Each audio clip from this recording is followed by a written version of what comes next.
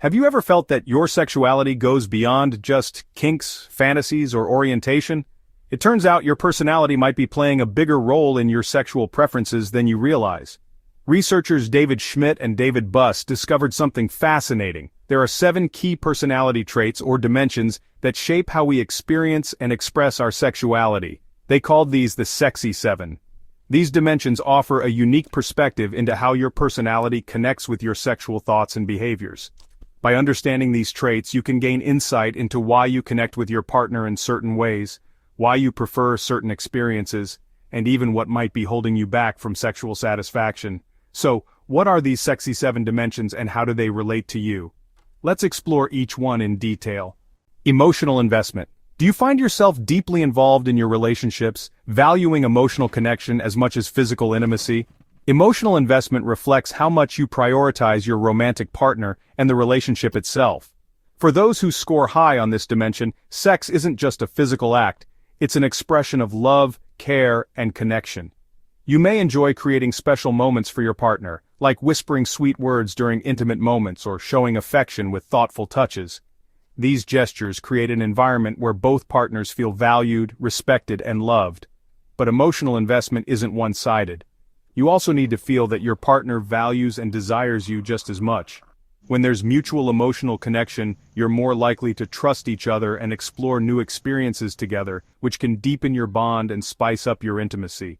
On the other hand, those with low emotional investment may see sex as more transactional or casual, focusing less on emotional connection and more on physical satisfaction.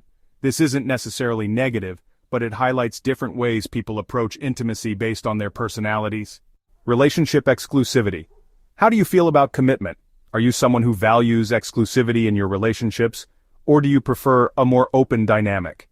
This dimension reflects how much importance you place on being loyal to one partner.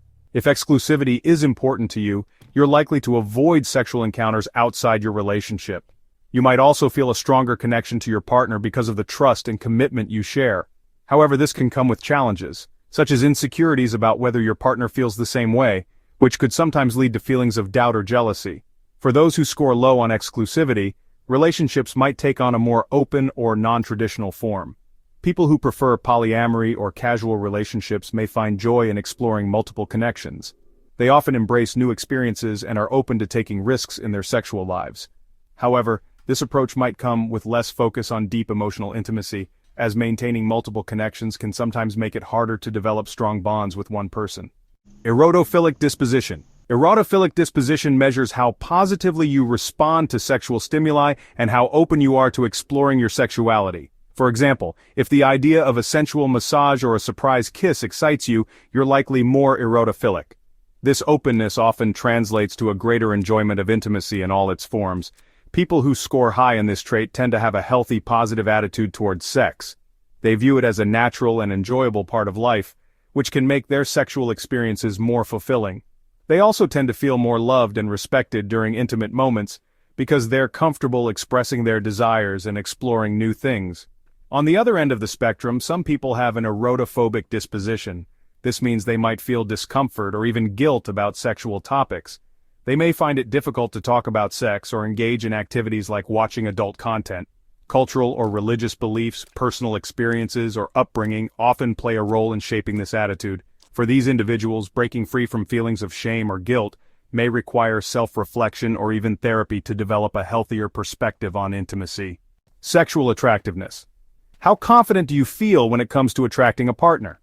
Sexual attractiveness reflects how successful you are at catching the attention of someone you find desirable.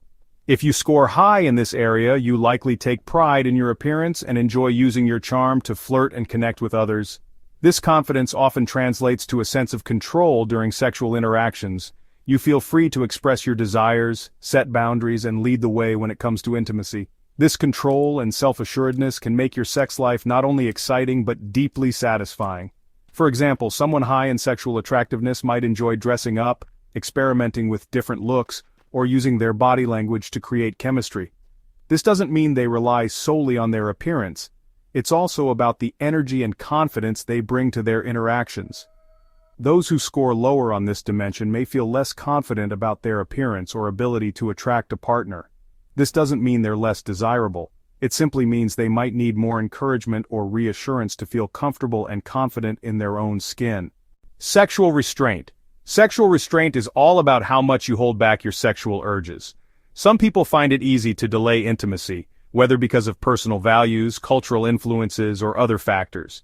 For example, someone with high sexual restraint might believe in waiting until marriage or the right time before engaging in sexual activities.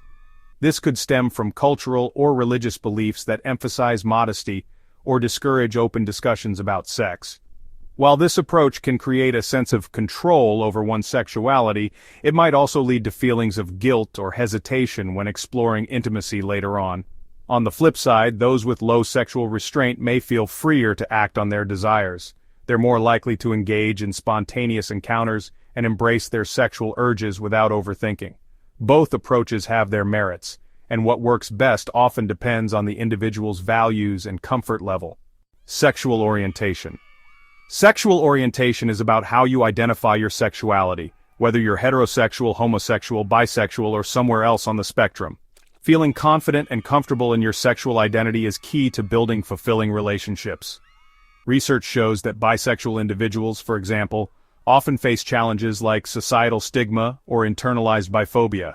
However, when they feel accepted and supported, their sexual satisfaction and overall well-being significantly improve. Similarly, lesbian women often prioritize compatibility and intimacy in their relationships, which can lead to stronger emotional connections. The takeaway? Embracing your sexual identity, whatever it may be, can lead to healthier, more satisfying relationships. Gender orientation. Finally, gender orientation reflects how strongly you identify with traditional masculine or feminine traits. People who have a clear sense of their gender identity often feel more confident in their sexual interactions. This can enhance their overall satisfaction and connection with their partner. However, not everyone fits neatly into these categories. Transgender and non-binary individuals, for example, may face unique challenges when it comes to intimacy. They might struggle with feelings of discomfort about their bodies or experience anxiety about being vulnerable with a partner. Support and understanding from their partners are essential in creating a safe and loving space for intimacy. If you're curious to know where you fall on each of these dimensions, check out the quiz linked in the description. It's a fun way to learn more about yourself and how your personality influences your sexuality. Once you've taken it, feel free to share your results in the comments below. Until next time, take care and keep exploring.